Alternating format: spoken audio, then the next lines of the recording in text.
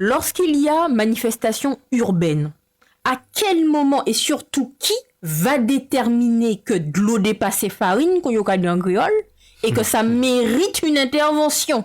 Alors normalement, dans le cas, alors nous avons ce qu'on appelle des manifestations pacifiques. Hein. Alors je parle de façon générale. Et lorsque vous regardez les actualités, les informations, ce qui s'est passé avec les agriculteurs,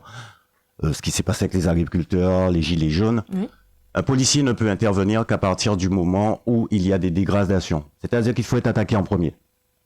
Le problème dans toutes ces manifestations, et maintenant je peux le dire comme l'a dit Maître Bourjac parce que je ne suis plus policier, c'est que lorsqu'on regarde les images, on constate que bien souvent, c'est la police qui charge en premier.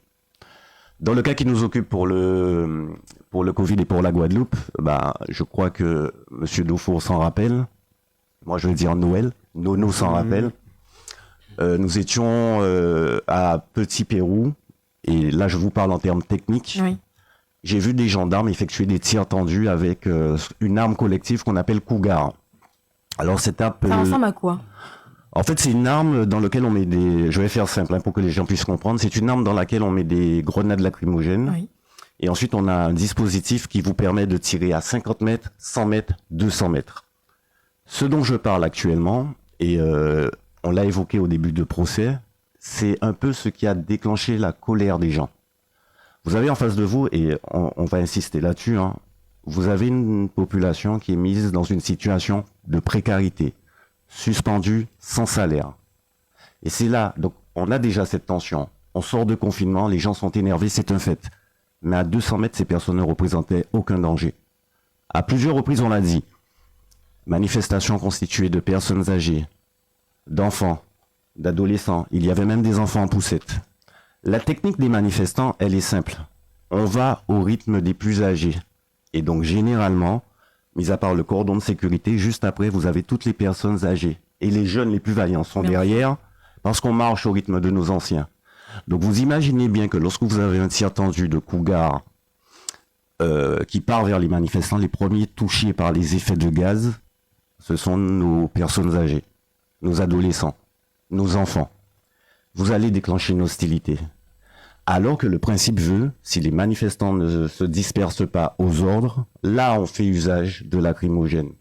Si les manifestants ne respectent pas la fin de l'heure de manifestation prévue par arrêté préfectoral, on va aller voir les leaders et on va leur dire, messieurs, c'est l'heure. En aucune façon, on ne doit attaquer en premier. Écoutez bien le terme que j'emploie, attaquer. Parce que dès lors qu'on vous attaque, il y a une réaction. Mais là, lorsque vous voyez que ce sont des policiers, et là, c'était pas des policiers, je tiens à le préciser, c'était des gendarmes venus en renfort en Guadeloupe. Et tout le problème, c'est ça. Nous sommes aux Antilles. Il faut qu'on prenne ça en compte. Alors moi, policier, j'ai toujours fait remonter l'information.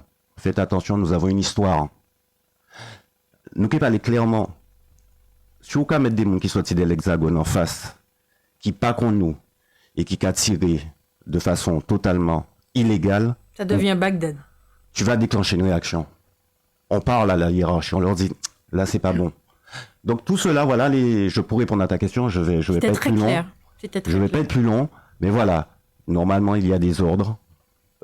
Si les gens ne respectent pas, effectivement, il y a ce qu'on appelle les sommations. Il y a un très grand philosophe guadeloupéen qui l'a dit dans un de ses textes, le philosophe Ridla. J'en rigole parce qu'il le dit, hein. Les ordres, c'est exactement ça. Alors, je pense qu'il a dû participer ou entendre des manifestations. C'est obéissance à la loi, dispersez-vous. Mais pour dire ça, ça veut dire qu'en face, il y a une action qui vous donne, en tant que policier, force de l'ordre, l'obligation de dire aux gens, obéissance à la loi, dispersez-vous. Le cas de Petit Pérou, il n'y a pas eu ça. Vous devez même prévenir les gens, attention, on va faire usage de la force. Il n'y a pas eu tout ça, c'était direct. Oui, parce que ça permet, comme sans te couper la parole, ça permet aux personnes âgées, aux enfants, de pouvoir se disperser. On sait que ceux qui restent en face sont véritablement déterminés à aller à l'affrontement. Mais lorsque vous faites ce genre d'usage de gaz lacrymogène sans prévenir les gens en face, allez, si vous voulez la confrontation, on y va, mais éloignez femmes et enfants. Là, on a un problème.